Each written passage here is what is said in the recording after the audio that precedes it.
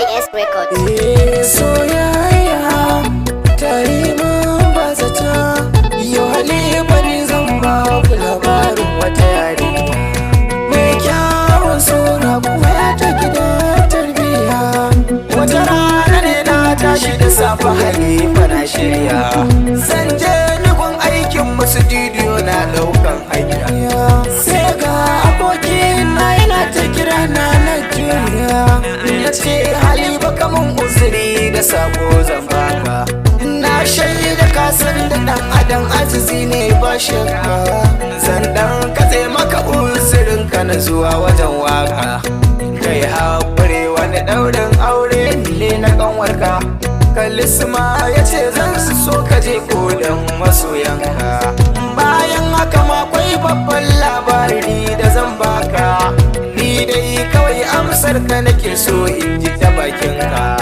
Nan take zan je Kalisma na yarda da saƙonka, ka manta cewa komai nawa ya zamo naka. Nan muka ɗau hanyar tafiya birget muna tafi, ya bani labarai masu zaki wanda sun fi mari, sai kama a kasuwar tukari ta birget muka tsaya. Wata majalisa ce ta matasa can gefen hanya, muka sallama musu gidan suwawo nan muka tambaya.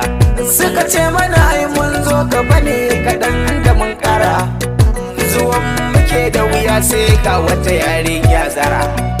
Nan take ta gaishe mu kasance da Kalisma suka fara, sai da jiyo tana ce mai ai abokin kai kamar doya. Bara na je na kai wa Halima kyakkyawan labari, yau na san kyaututtuka za a yi mun tari.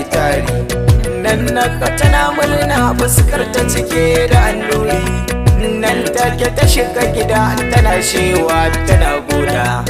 Daga nan ba san me ya faru ba, me ta je ta faɗa. Can na ji ana yaya dan Allah ina yaya, da na waiwaya mukai arba da Halima mai kunya. Ban taɓa ganin mai kyawun ta ba a wannan alƙarya, sai na ji ta ce ya za ka mun haka ne haba yaya, ya za ka tafi kabar ni da cutar na ta soyayya. Ka san idan ba kai ba ni ba duniya yaya, kaina ya juya na rasa me ma zan kama.